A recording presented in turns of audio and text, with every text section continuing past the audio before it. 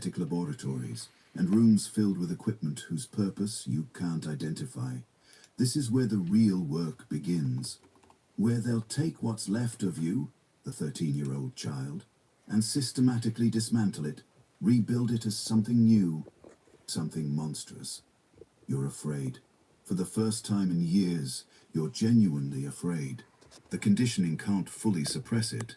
You're going to be unmade, remade, turned into something that's barely human. But you keep walking, because what else can you do? You consented. They remind you of this constantly. You signed the forms. You agreed. Never mind that you were 8. Never mind that you couldn't understand.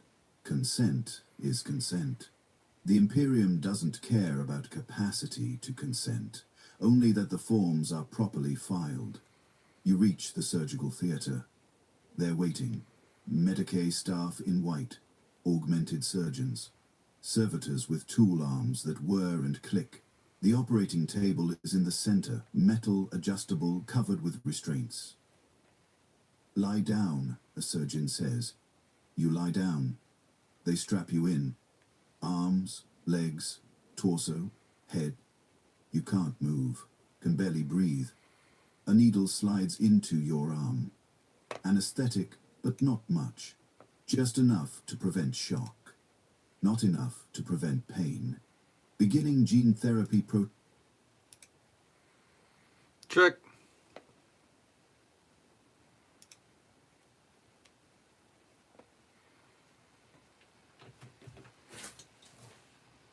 How you doing, man? Doing good.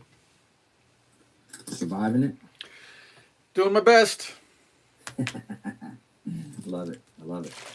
Oh, shoot. So where do you want to pick up with here? You just want to talk Gunny Claus stuff, or what do you want to do? How do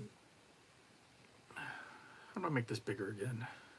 I can't remember where exactly we left off, if we finished your story or not. There we go. And to make the screen bigger again. I don't remember where we left off either, but I've been working on a few events, so maybe talk about that. Okay. Sounds good. So I'll start out with talking about Gunny Claus, and then kind of asking you how you got into it, and then go from there. Sounds good. Okay. Awesome. Well, let me hit the go button, and we'll be off to the races.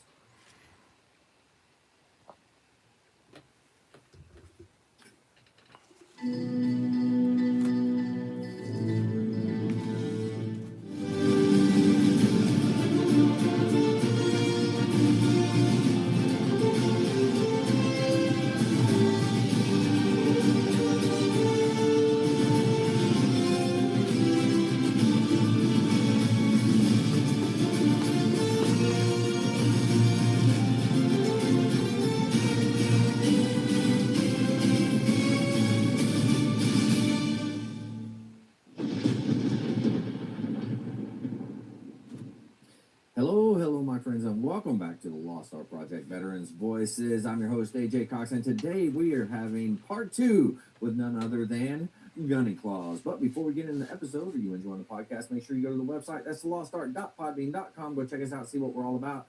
You can go in there, you can click on that merchandise tab, go in there and get you some cool merchandise. And anything you get helps us here at the podcast. A big shout out to the Till Valhalla Project out there doing amazing things. I encourage everybody to go check them out. And if there's any way you can support them, it would be much appreciated. You can find them at tillvalhallaproject.com.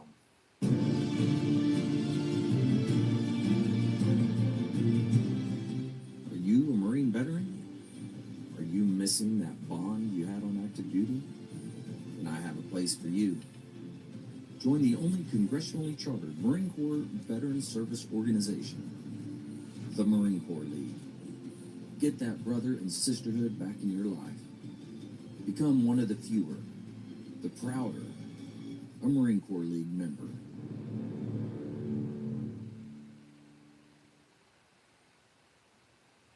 All right, here we are, man. We got Gunny Claus back with us again, man. How you doing? Doing pretty good. How about yourself? Oh man, I can't complain. I got you here, so I mean, life is good, you know. It is good.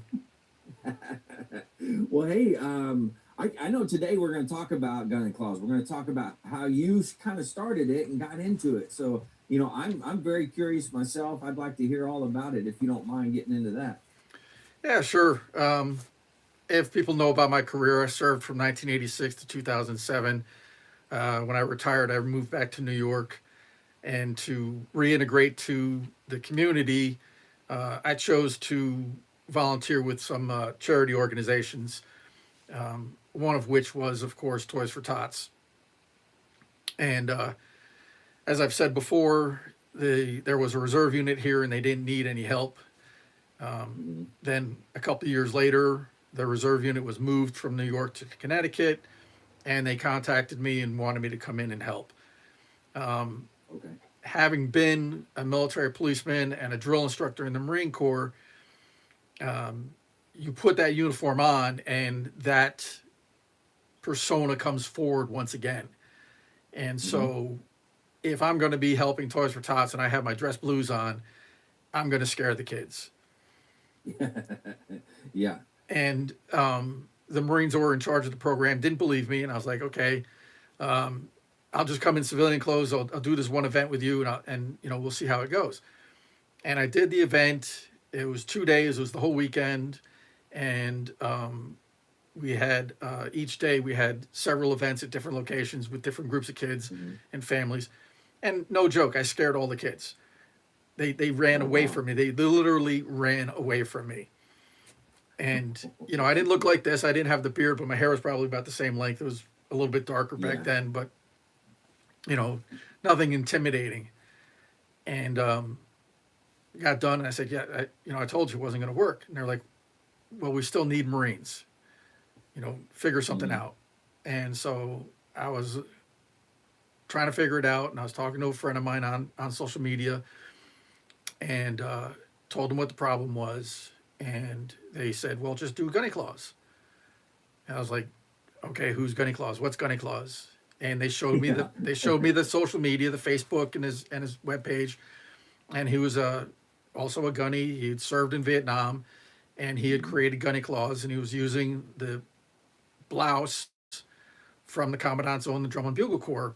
Had a Right. red campaign cover, of course, had the beard, and was doing Christmas events for Marines in and around North Carolina, South Carolina, Paris Island, Camp Lejeune. Right. And I was like, okay, it's great. Um, I wasn't in the band. I can't do this. Hmm. And my friend's like, no problem. I'll just give you my blouse. And I was like, what are you talking about? And they showed me their picture, and there they are playing in the Commandant's own when they were in the Marine Corps. And I was Nice. like, oh my Yeah. gosh, this is great.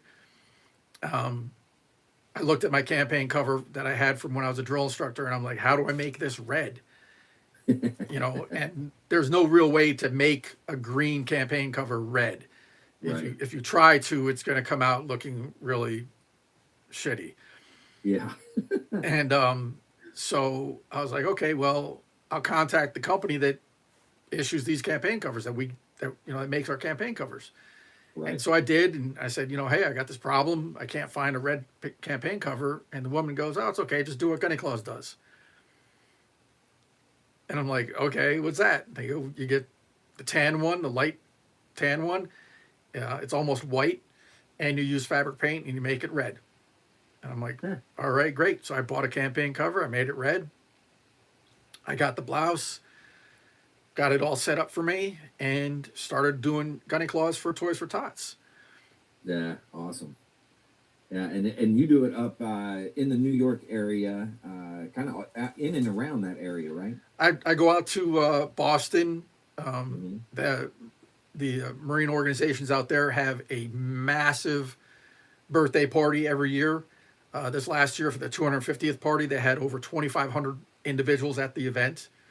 The Hmm. assistant commandant of the Marine Corps is there. You know, it's just an amazing event to go to. If anybody's ever been forced to go to the Marine Corps ball because they didn't want to stay on duty, this is an event that will change your mind about going to the Marine Corps ball. Nice. Very cool. Yeah. Oh, man. And I go down to DC every year for an event called Rolling to Remember. It used to be Rolling Thunder, to remind our politicians that we still have missing individuals Right. who we have not recovered from combat. Mm-hmm. And it is now run by AMVETS, another veterans organization, and they've added to 22 a day to try and prevent veterans from committing suicide to the mission of the POW MIA. Because of some other problems, a lot of people don't understand that that event is still going on. So my riding in it, my trying to promote it, to get people to go down there and see the event, and if not ride in it, but just to be there and see the event and welcome it and thank, especially our Vietnam veterans who really didn't get any thanks for their service. Now, do you ride down to it, or Yes. what do you do? Yeah. So I have a motorcycle. I ride in it. Doing Gunny Claus, I now have a vest that says Gunny Claus on it.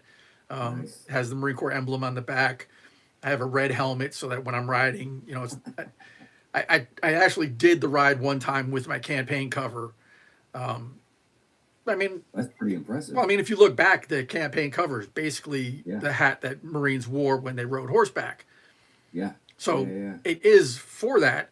And, at the speed that you're riding on a horse, it's not bad. It'll stay on your head. The problem is you get above that speed because you're on a motorcycle and it doesn't want to stay there. What do you do with what do you do with it? Oh, absolutely. And so I figured out how to do it, and it was basically I took it off, stuck in my mouth, and rode down the road, and it flapped up and down, and it was pretty funny. But I made it work. Yeah.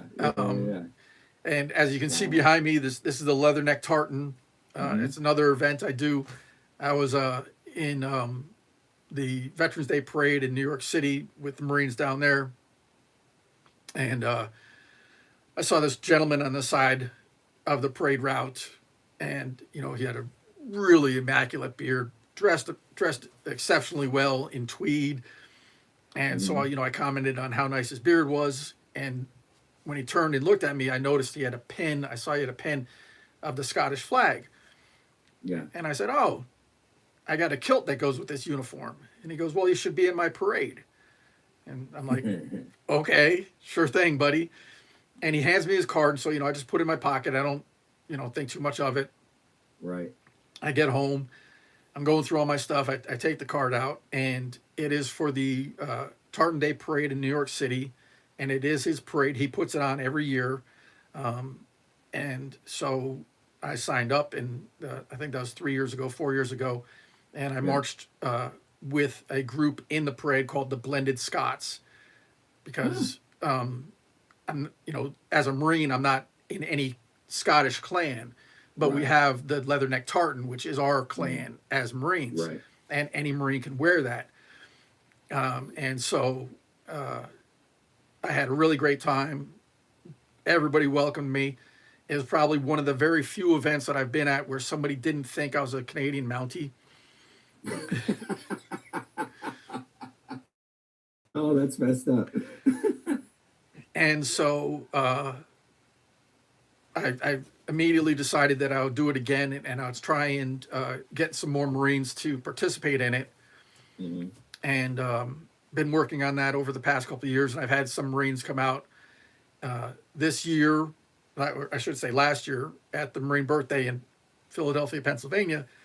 Mm-hmm.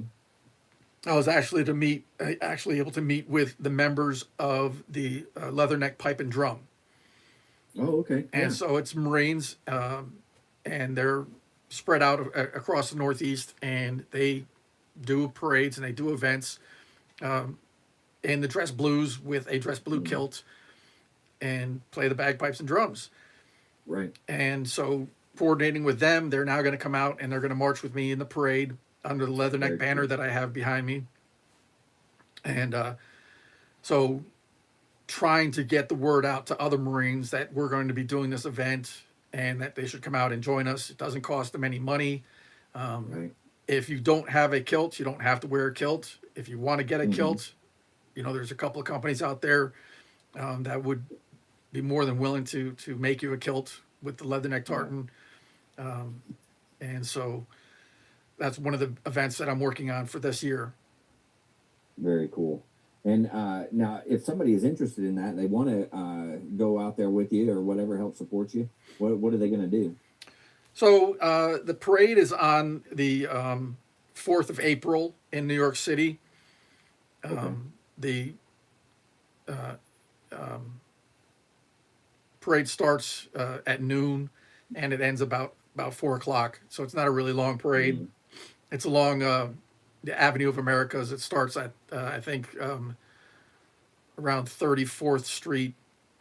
If you get to that area, and if you haven't gotten in contact with me, you'll see the road is blocked off. You'll see, the NYPD out there providing security, and if you go to one of the entrances and you tell them that you're with my group, Leatherneck, and you're a Marine, they'll point you in the right direction. And you'll be able to find us there. And then now I'm assuming they want the kilt. You want them to wear the kilt and that type of thing. Or If you want to wear the kilt, you can. Okay.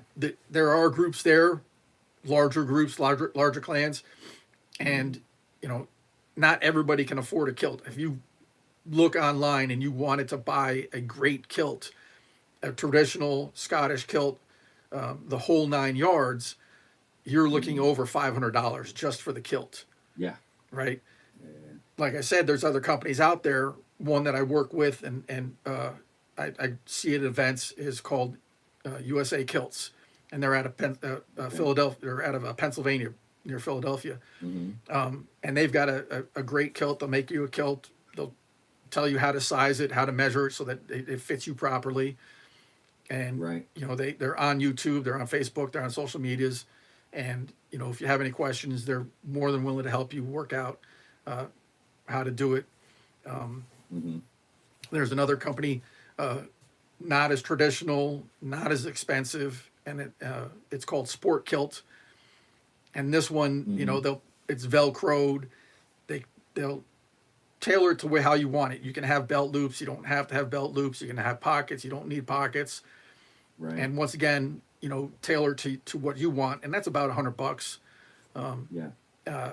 It's a lot lighter material. It's a lot more comfortable than the full great kilt of wool. Mm-hmm. And it's, For sure. and so it's now the sport kilt, they use those whenever they're doing the Highland Games or those types of things, correct? you'll see it at a lot of Highland games because it's so convenient to put on and take off, and it's not expensive. So that if you're at the games and something happens, you haven't destroyed a good kilt. Right. Yeah, absolutely. Very cool. Now, what other events are you going to be doing, like upcoming? You have some big events coming up as well? Other Yep. events? So there's as I said, I go down to DC for the Rolling to Remember, also Mm-hmm. Rolling Thunder. That one, generally people associate with just motorcyclists, but like any parade in New York City or in Washington DC, people can stand there and watch and support our veterans. It's right before Memorial Day parade, so a lot of people will go to DC for the Memorial Day parade, and they'll also go out and watch the Rolling to Remember parade. Okay. Right across from the the Vietnam Memorial is the alley they call Thunder Alley, and it's where all the vendors set up and sell merchandise to support the ride and the individuals putting the ride on. Mm-hmm. And the ride starts at the Pentagon. It goes around the mall and comes out and ends. It's a really short ride. If you do rides, it's a short ride. The issue is to get to the Pentagon, you have to get there at 6 o'clock in the morning, line up, Yeah. stand around the Pentagon for a couple hours until the parade kicks off and we ride out. If you're in the back, you ride out much later. there's times where you'll be riding out. If you're towards the front, you'll be riding out, and you'll see the tail end still going in, or vice versa. If you're at the end, you'll see Wow. the lead already done, and you're just starting. So Holy cow. yeah. There's that many there, huh? Well, the last one from Rolling Thunder, there was over 1 million motorcycles. Wow. Are you serious? Yeah. 1 million motorcycles. Yeah. Wow. I And didn't realize so it was that big. it's Rolling to Remember isn't that big because of the problems that have taken place. They were kicked out of the Pentagon, so people didn't want to go because it wasn't at the Pentagon. Other issues occurred. It's back at the Pentagon. It's fully sanctioned, full ride in the city, and a lot of veterans organizations, we're trying to get them back involved, and send like the VFW, they have a riding side. The Legion has the Legion Riders.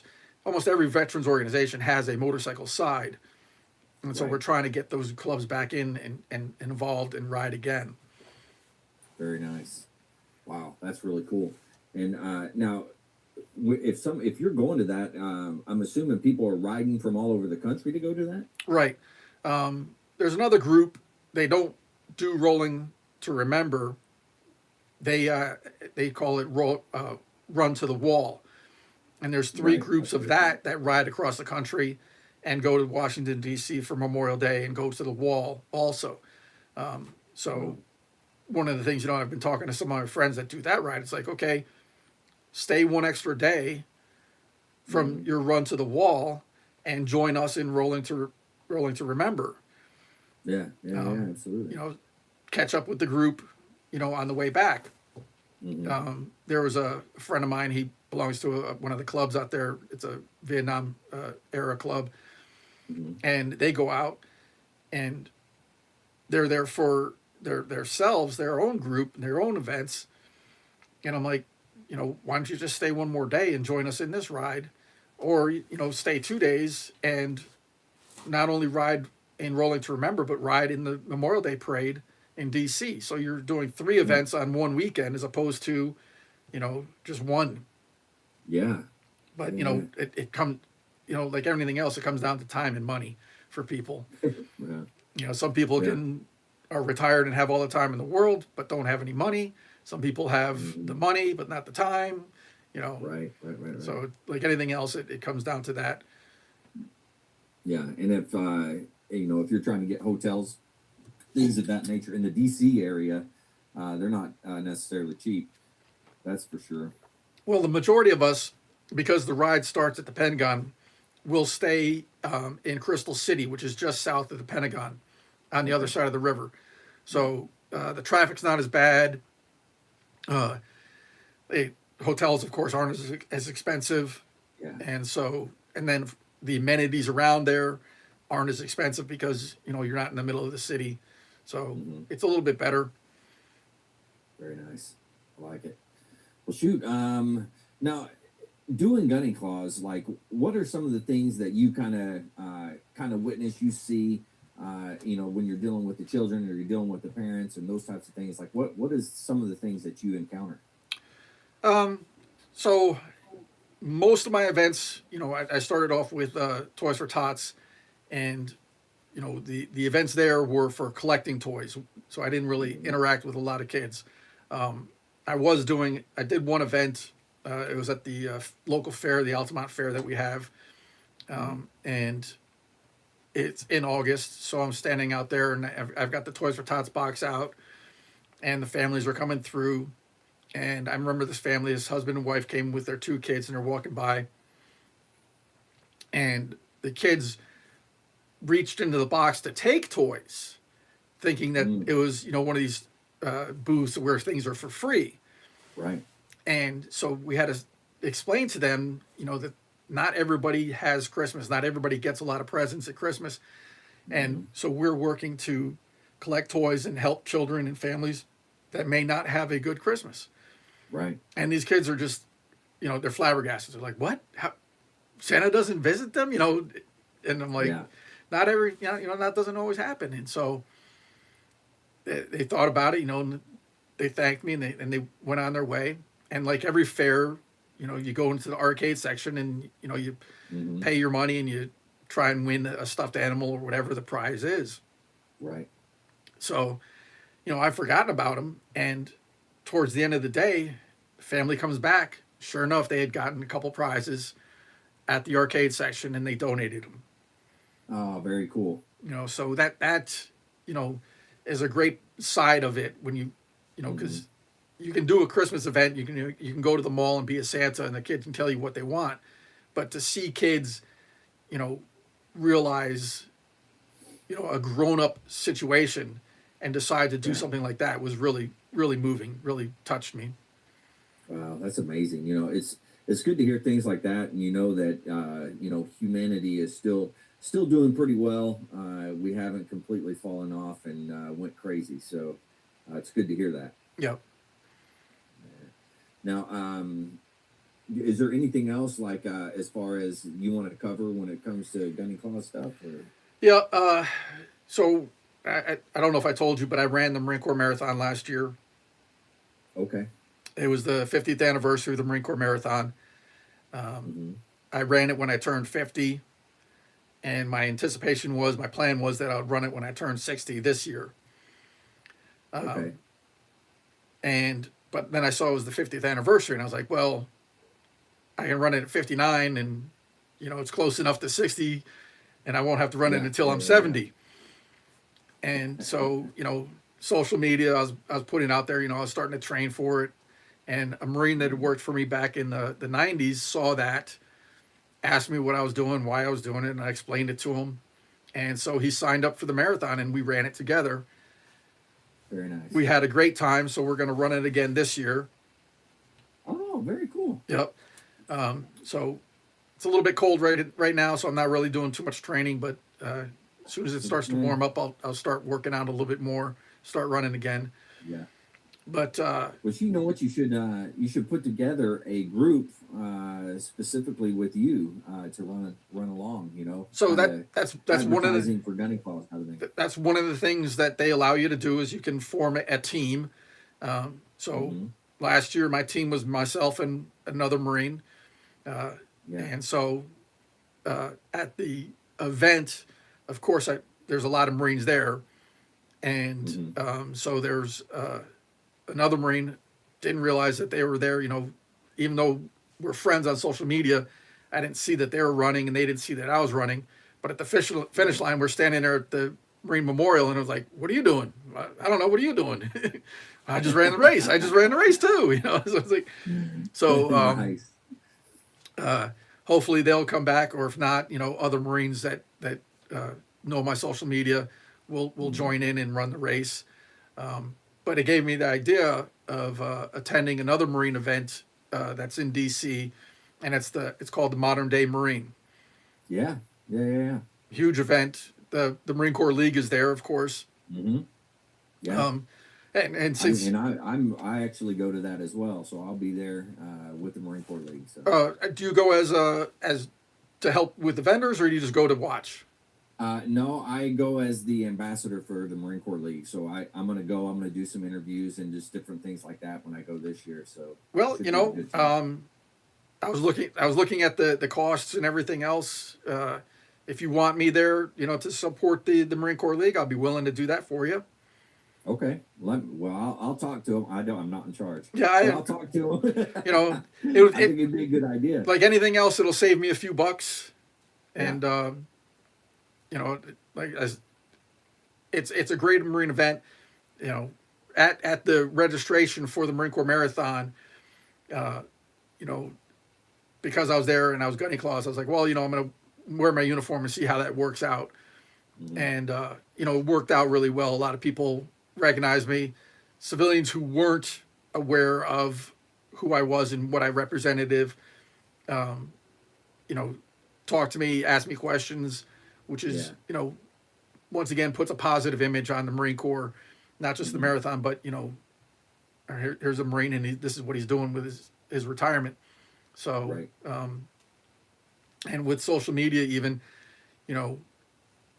at least once a week, I'm contacted by somebody that's interested in joining the Marine Corps or has joined the Marine Corps and is in the late entry program, wants information on the Marine Corps, how to train, what to do, things like that. Right. And so, you know, it's I think it's a good thing for me, and you know, it helps the Marine Corps. A cat's attacking me. He wants the microphone. Yeah. Yeah. Crazy cats. Yeah. Yeah, you know, I found on social media that those guys are eager. There's a lot of eager individuals that are joining up, and they're like, "I'm wanting information," and they're going anywhere and everywhere they can find to get that information. Yep. So you having the presence online and being able to answer those questions and things like that is fantastic. Yep. Yeah. I mean, I did it back when it was MySpace. You know, and I was actually on active duty at the time, and people saw that I was in the Marine Corps. One of the funny ones was, you know, this guy contacted me. He was living in Texas. You know, he's 18-year-old. He wanted to join the Marine Corps, and he went to his local recruiter, and you know, like a lot of people, he wasn't, you know, Dudley Do Right. He wasn't the best person in the world. Probably didn't score as high in the ASVAB as he wanted. You know, but he had the desire to join the Marines, and his recruiter really wasn't helping him out a lot. And if you know anything about the Marine recruiters, they have a quota of how many individuals they have to put in every month. And if they've got individuals lined up to fill those slots, and they're not hurting for somebody to join, if you don't have any problems, if you don't need any waivers, you know, they're going to put that person first. If you need more work, if you need waivers, if you need, you know, extra time, then, you know, it's just a matter of numbers. They're going to take the person that's easier to get in. And you know, this guy's contacted me. He's like, "Hey, you know, what do I do?" And I'm like, "Well, where do you live?" And he told me. I said, "Okay, where's the next recruiter's office?" He goes, "What do you mean? This one's right next to me." I go, "Yeah." But that guy is sitting pretty. He doesn't need to work hard. He's got people coming in that don't need any work. Find another recruiter that needs people. Maybe he might not have anybody ready to get in, and he's looking at not making his mission that month. True. And so he was like, "Okay." And sure enough, he contacts me. He's like, "I'm in the delayed entry program." And I'm like, "All right, great." You know, and so he joined the Marine Corps. He was in Amtrak's, you know, back when we had tracks. Yeah. He did his 4 years. I remember, you know, staying in contact with him and watching his career. And, you know, he got out after his 4 years like a lot of Marines do. You know, the Marine Corps is, by far, has the youngest population out of any branch of the service. Oh, yeah. And so he did his 4 and he got out. And, you know, I was talking to him. I was like, "Hey, you know, before you get out, maybe look at the reserves. You know, don't just cut ties completely." And he's like, No, I'm done. I'm going to go do this and that." You know, and then a couple of years later, I'm looking at his page and I'm like, "Oh, he's in the National Guard now." Yeah. You know, and it's like, so I hit him up. I'm like, "Oh, you really wanted to get out?" And he's like, "Well, you know, there's some benefits." And I'm like, "Yeah, I tried to tell you." So. Oh, gotta love it. Yep. Man, not everybody, everybody has good intentions when they get out. Oh, yeah. And then they discover, oh, it was not exactly the way I thought it was going to work out. So. Well, you know, as they say, the grass isn't always greener on the other side. Very true. You know, you get out and, you know, there are benefits that you got from the military that you didn't see as benefits. Yeah. You know, Yeah. And it's like, okay, you know, now I got to do this, and this for myself. And it's not as easy as it sounds, or not as easy as it looked. And so, you know, the National Guard or the reserves is an option. I mean, we can look at Sergeant Dakota Myers. True. Yeah. He's back in the reserves. That's right. Great move by the Marine Corps to put him in the reserves and use him as you know, as a Marine again. Yeah, absolutely. I mean, I don't know. I think the Marine Corps is getting smart on those types of things, and they're starting to figure it out and work it in their advantage, you know? Oh, yeah. Yep. Very cool. Well, ow. She's trying to kill me, I think. Man, she wants to play like crazy, and she keeps clawing the fire at me. Get a laser pointer and keep her away from you. Yeah, I need something. Well, shoot. What else? What else you want to chat about? Those are the three big ones. Like I said, um, the one I really want to get out there is I want people to try and support. Come to New York City. I know a lot of people have seen in the news, the politics that are going on in New York City, Right. and that's politics are everywhere. Yeah. And if you don't like a politician, it's just like the weather. Next week it's going to change. True. Yeah. And you know, this is our heritage. We're Marines. We overcome. We adapt. We take care. We do what we have to do, and it's a really great event. It's actually the tartan. It's actually a tartan week. The whole week there's events there. Oh wow. You know that they host at different locations and everything. But the parade, of course, is the big event, and then there's an after party afterwards that everybody goes Very to. cool. The only unfortunate thing is the party, the bar they have doesn't have Guinness, so um, my libations are limited. Yeah, yeah. That's. Well, you think they would have Guinness though? Well, it's like That's it's like anything else. You go into a restaurant and you say I'd like a Pepsi, and they go we have Coke, or vice versa. true. So Yeah, you go yeah, into that's a a good bar and they've got a different brand and they don't want Guinness, then Mm-hmm. you got to drink the other drink if you want. Yeah, that's a good point. That's a good way of putting it, though. I used to say, or here in Oklahoma, uh, they'd say, "Do you want a Pepsi?" or "Do you want a Coke?" And they'd be like, "Yeah, yeah, give me a Pepsi." So Coke was a soda, basically. Yeah. So they would say What flavor for Coke do you everything. want? Yeah. What flavor Coke? That's What right. do you mean? What flavor Coke? Coke's a flavor. It's Coke. Give me an orange. Give me an orange Coke. Yeah, it's like and that's before, of course, cherry Coke came out and disappeared. But Oh yeah, yeah, yeah, yeah. it's Yeah, that's true. Oh man, good times. yep. Well, shoot. Now, did I ask you the series of questions on the last one? Do you remember?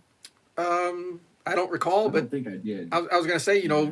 if people see this one and not the other one, let's go for it again. Well, there you go. We'll do it again. All right. Well, unless there's anything else you want to cover before we wrap this one up. Those are the three big ones. Like I said, the first one, of course, is the Tartan Day Parade. Uh, I don't know if they're going to be there or not, but the midshipmen Hmm. at Annapolis have a drum and pipe, and so they're usually at the parade also. Uh, Mm-hmm. oh, it has to have been 4 years now because I met one of the midshipmen, and this last parade it was his last parade because he was graduating and he was going out Oh, to the wow. active duty forces, and he had gotten all the way up to be the drum major, the lead for for his whole group.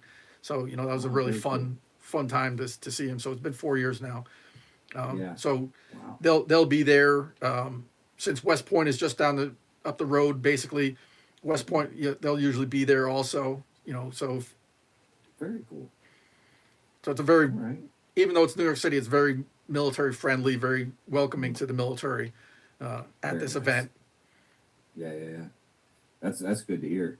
I think they have every year in New York the Fleet Week there, which is huge. And the dates changed. Ah, really? Yes, it's the 4th of July this year. Oh, So that's it's, going to be a big one. yeah, it's starting on the 3rd and it ends on the 8th of July. And Wow. there's going to be a second ball drop at Times Square on July 4th this year. Huh, Yeah, that's cool. I learned that when I was down at the New Year's Eve party at Times Square, and I watched the ball drop this year. So they advertised that, Wow. and so uh, Huh, another big that's event. really cool. Yeah. Yeah, I mean, this is. I mean, that makes sense. This is the big year, 250. Yep. I mean, might as well have it. Have the Fleet Week on 4th of July. Yep. Makes sense. Yep. Yeah, that's really cool. I like it. All right. Well, heck, I guess we can get into some of these questions here. Okay. All right. What is your proudest military moment? Uh, it's hard to say because there's so many events in the military. I think every Marine, it may not be the proudest, but every Marine remembers the day they stepped on the yellow footprints. Mm. Seared into your mind, you know, on your deathbed, instead of saying Rosebud, it's going to be aye, aye, sir. True. You know,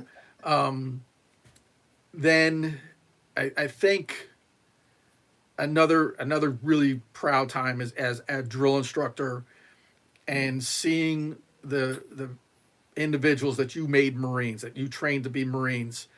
Right. That's another time, you know, it's amazing to see that transformation from a civilian to a Marine. Absolutely. So, you know, that's another time. And then I think, you know, this was just before I retired, was deploying to Iraq in 2006, 2007, and coming home with my unit and not having a single Marine wounded, not having a single Marine killed during that year time frame. Absolutely. I think, you know, it doesn't, you know, people thought how dangerous it is over there, how you know, how many people were getting killed in combat.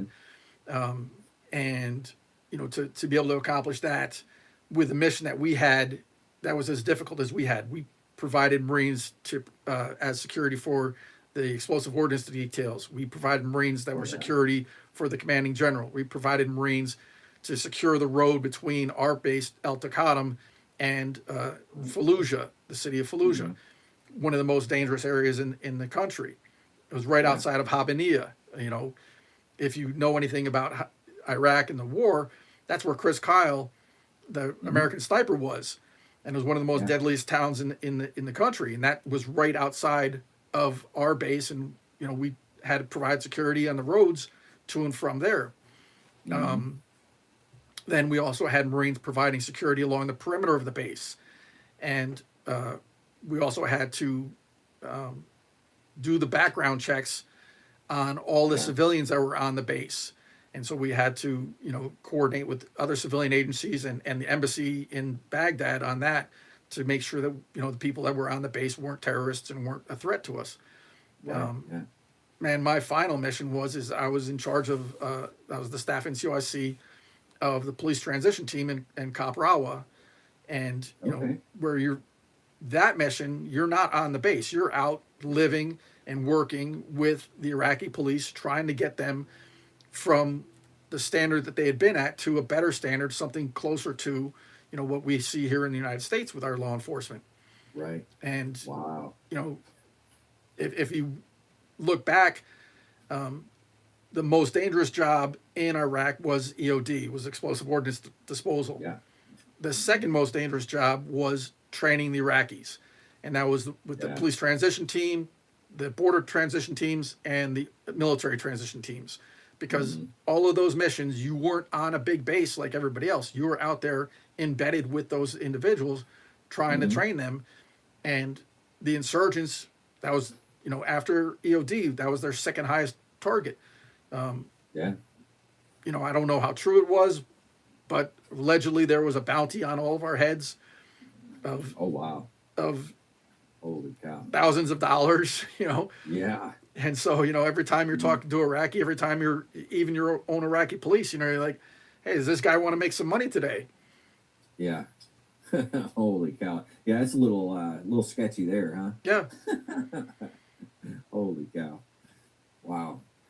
Well, you definitely, you know, it's fantastic. You were able to bring everybody home with no deaths whatsoever, which is, you know, that's a amazing feat in itself. Yeah. Well, I mean, you know, as anybody else says in those kind of positions, it wasn't just me. It was the Marines. You know, you have 6 months of training that you have to lead up to that. You know, they took that training seriously. They did the training well, you know, and so, you know, all you're really doing is making sure that they're getting to those training sessions and they're doing the training that they need. Yeah. They do the mission. And so, you know, I can sit there and say that's what I did, but they're the ones who actually did all of the hard work, you know. Right. So makes sense. Oh man. All right. Well, let's see here. What is your most embarrassing military moment? Embarrassing military moment. Uh, that's a hard one. Geez, I think embarrassing moments generally happen when you're junior. So I think one of them was being deployed to Korea for our team spirit, Uh, uh, and we're as military police we're putting mhm. the flag up and taking the flag down. Being that we're in Korea, you also raise the Korean flag along with the American flag. Right. And per protocol, the American flag is on a higher mast and it goes up, a half a second before the Korean flag goes up. So, Mhm. we're all out there and we're doing morning colors. And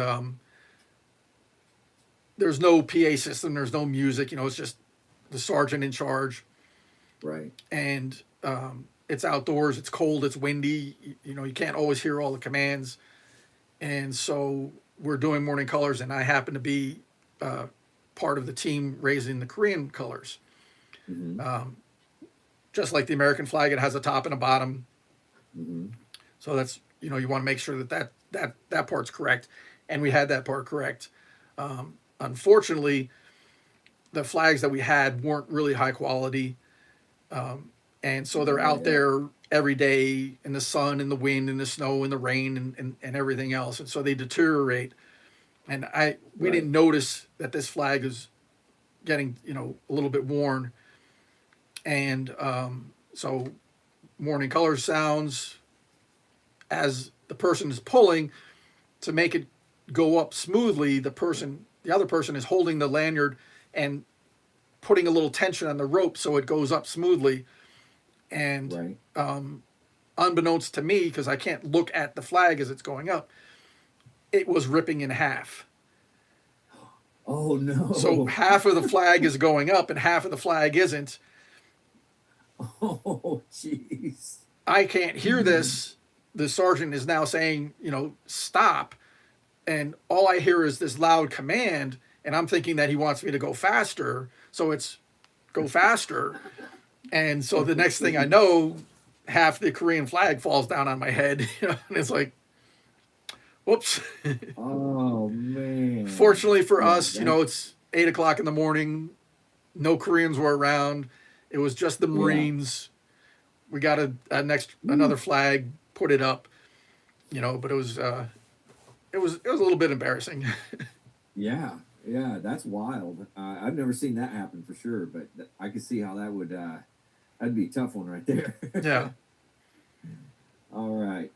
If you could be one military leader for a day, who would that be? One military leader for the day. Ooh.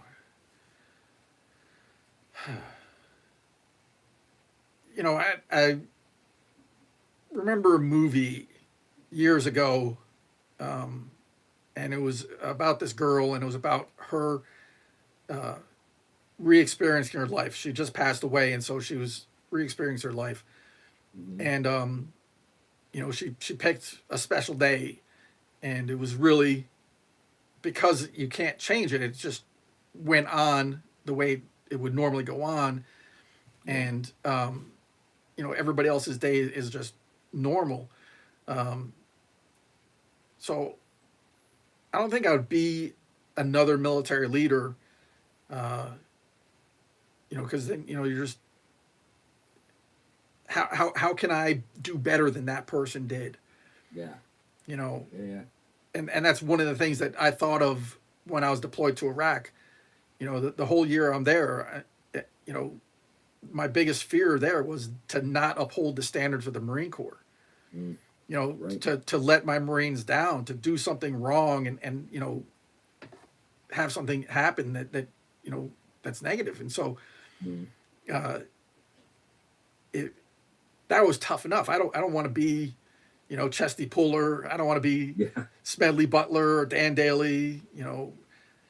My time was good, and I'm thankful for it. And the ones that went before me, I can't thank them enough, and I can't give them enough accolades for what they did when they had to do it. Yeah. Yeah, that's good. That's a good answer. I like it. All right. What is one lesson or skill you learned that you still use today? It's a skill and it's annoying at the same time. It's the 15 minutes prior to the 15 minutes prior. Oh yeah. Yeah, You yeah, know, yeah. I mean, today, you know, I have it. I have reminders on my calendar. I have reminders, posted up that this is going to happen. Mm-hmm. And so as the time gets closer, you know, even though it's 2 hours beforehand, it's noon. I'm already, Yeah. anticipating this and getting set up and put this up behind me, and I'm like, okay, I'm all Yeah. ready to go, all ready to go. You know, and so that's one of the hard things. You know, it's a skill that I learned, and it's a great skill, but it's also an annoying thing, and just Oh yeah. other people I don't agree with understand that. it. Yeah, I don't think you fully understand it unless you served and you had to live it. You know, Yeah. it's definitely yeah, it's an annoying trait for sure. All right, let's see. In the zombie apocalypse, what will be your weapon of choice and what anthem will be playing? Ooh. Let's see. A weapon of choice. Being so, I'm gonna assume that take it as you're only given one weapon. Sure. Yeah. Yeah. So Yeah. you can't do the Yeah, if loadout. you want more than one, you can. I mean, you can do more than one. Well, if I'll go with one. I'll start with one because I Okay. think it's the most versatile weapon out there. Is a shotgun. Yeah. Yeah. Yeah. That's good. You know, people don't think of a shotgun as a long range weapon, but if you put a slug in a shotgun, you can take down somebody a couple hundred yards out. Yeah. You know, and if it doesn't take them out right away, it's big enough that it's gonna knock them down. Mm-hmm. Then of course you can go to uh, other rounds, other type of ammunition, so that uh, as it gets closer, you can do other things. Right. If there's a door and it's locked, you need to get through a lock or something. There's a way to breach through a door and a Mhm. lock with a shotgun. There, the ammunition. It just depends on how exotic you get on ammunition. I remember, when I was looking at a round and it was called Dragon's Breath. Yeah.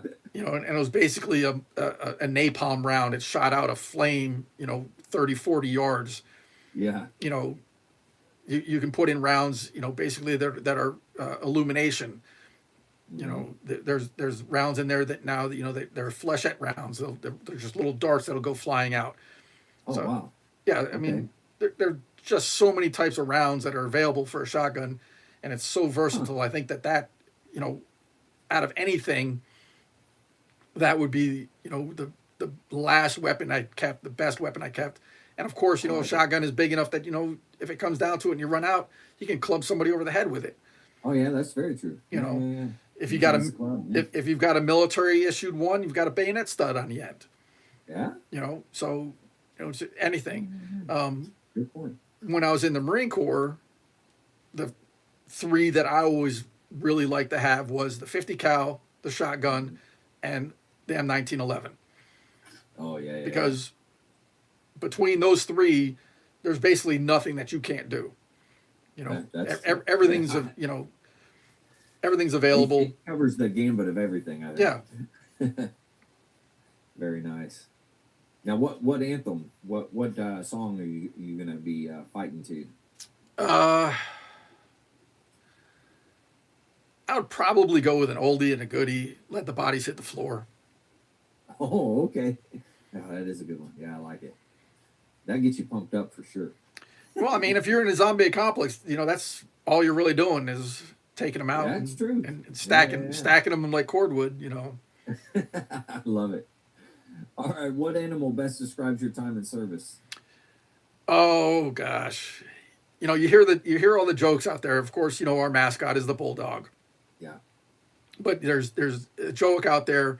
You see the memes that the badger is a Yeah. better example of the Marine Corps.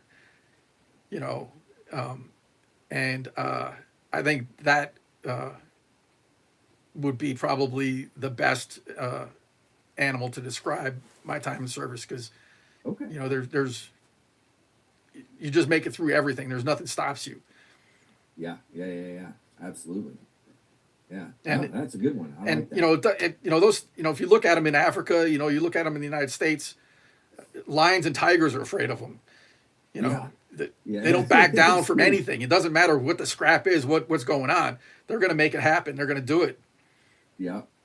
That's good. There's a video on YouTube. This guy had a badger, and he was in Africa, and he had it in a cage in an enclosed area. And this thing was an escape artist. It was amazing what this thing would do and how it would get out of this pen.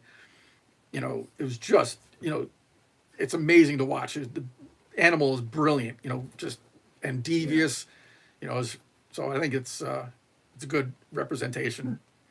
I like it. That's a good one. And I don't think I've ever heard that one before. So, Yep, knowing what you know now, would you do it all over again? of course.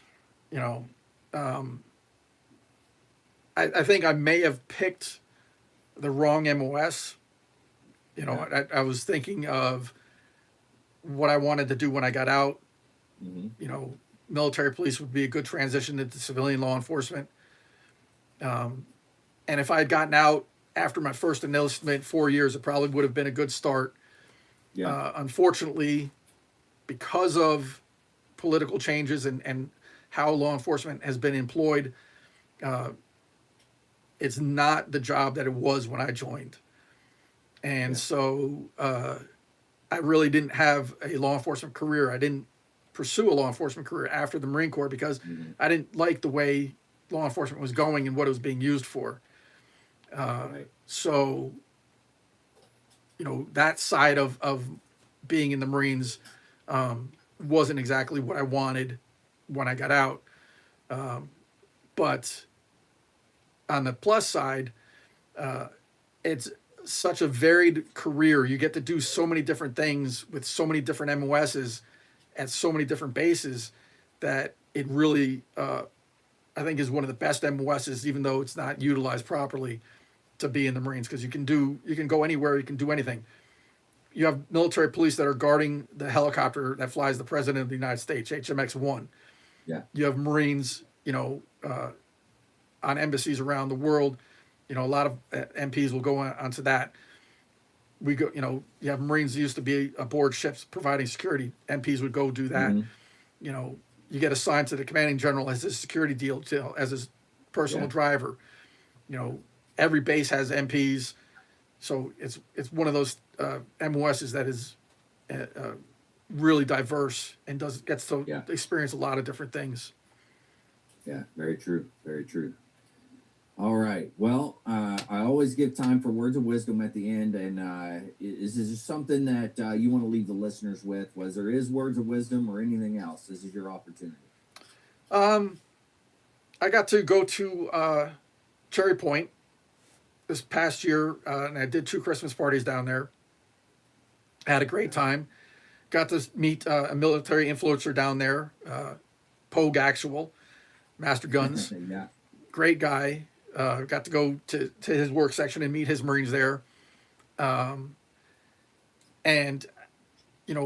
being Gunny Claus, I like to interact with Marines. I like to do that. I enjoy doing the Toys for Tots. I enjoy being basically the mall Santa at a Christmas event. But I really love talking to young Marines and being involved with the Marines these days. So, even though it sounds like I'm doing a lot of other events, I really would love to do more events with Marines on bases, either around the Marine Corps birthday, around Christmas, or, family day for a unit, those types of events, Right. Yeah. Absolutely. People don't understand being around young people, being around junior Marines. It gives me energy, makes me, want to do more. Very true. When I was in Hawaii 2 years ago for the event out there, the Christmas event out there, I was able to go out and run with Marines, doing their morning PT.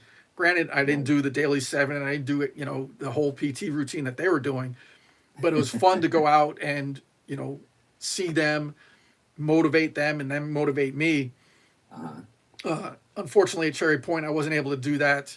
But I did see the Marines taking a combat fitness test, and Okay. I got a better understanding of how that works. And I remember when I was in, they were testing different iterations of that, Oh yeah. and there were certain parts of that where we were doing it, and it's like, yeah, we can't do this Marine Corps wide. This isn't going to work because you need this, this, or that. And they've gotten it down to the point of where it's really basic. I think the only thing they need is some cones and some ammo cans. And so, it's a really good test of fitness on a combat side as opposed to putting on a pair of running shoes and running, 3 miles, and everybody's like, Yeah, that doesn't apply to combat. Yeah. And it's one of those things that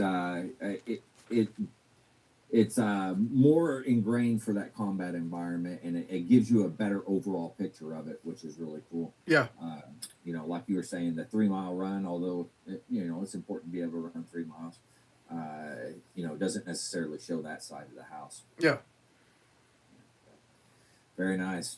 Well, shoot, thanks for coming on and doing this. I truly appreciate it. Gunny Claus. And now, where can people go find you? Are you just like on all the social media platforms? I'm on a lot of social media platforms. I'm trying to, my most popular one is TikTok. Okay. I've got almost 30,000 followers on TikTok. Nice. While I'm talking to you, I have it on my cell phone right now, and I'm live on TikTok. So nice. I don't know if they can hear you. I know they can hear me. Yeah. And it is one of the ways for TikTok to actually pay me for what I'm doing. Mhm.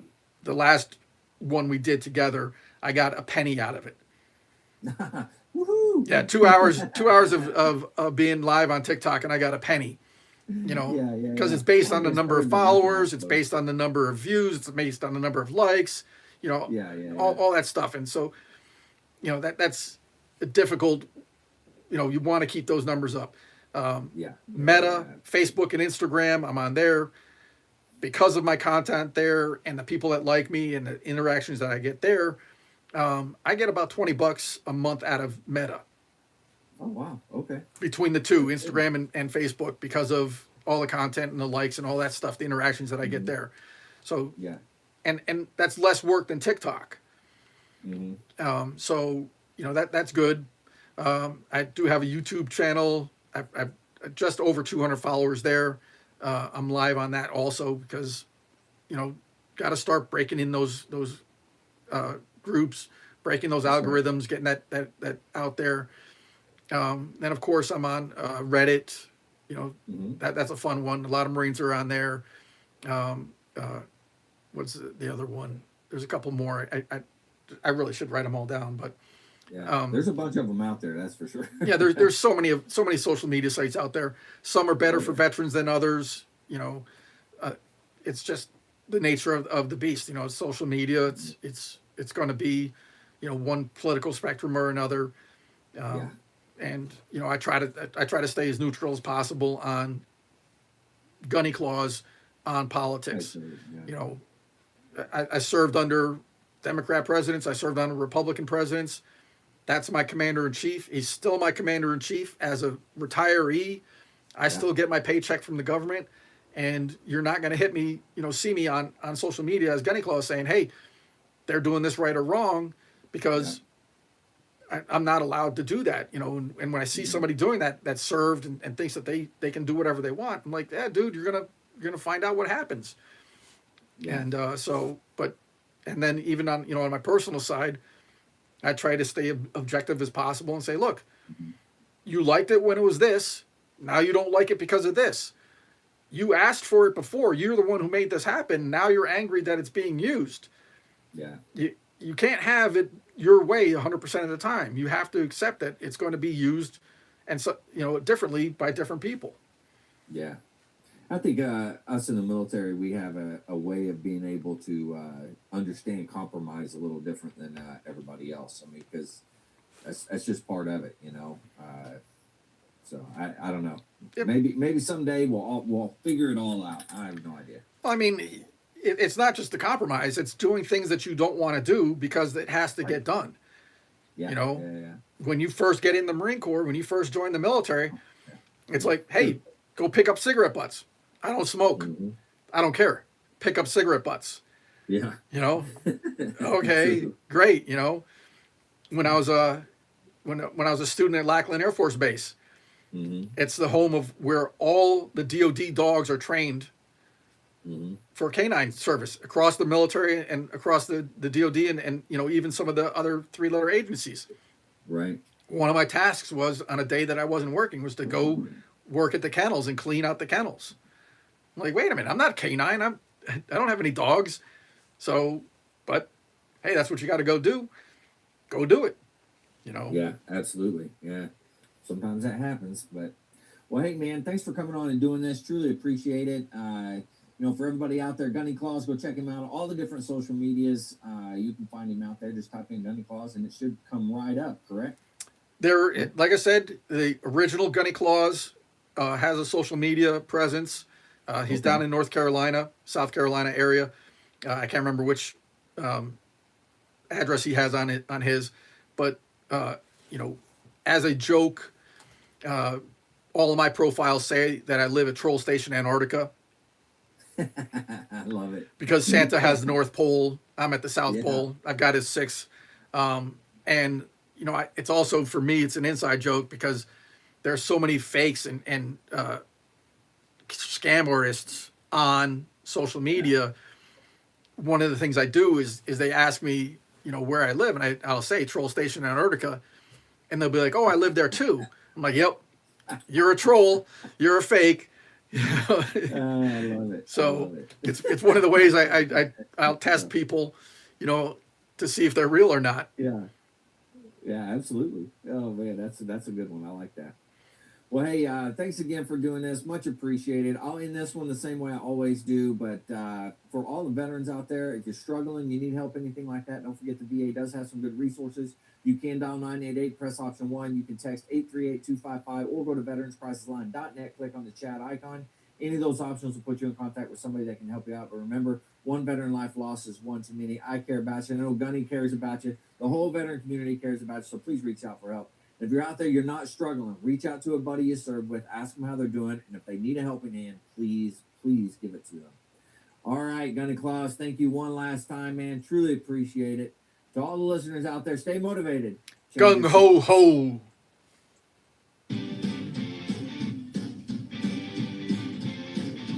No more 22. On the journey and finish the fight.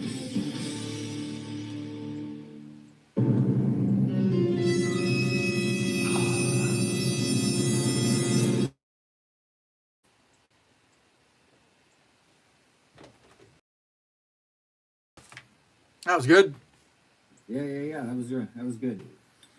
And that one will post next week Tuesday, which I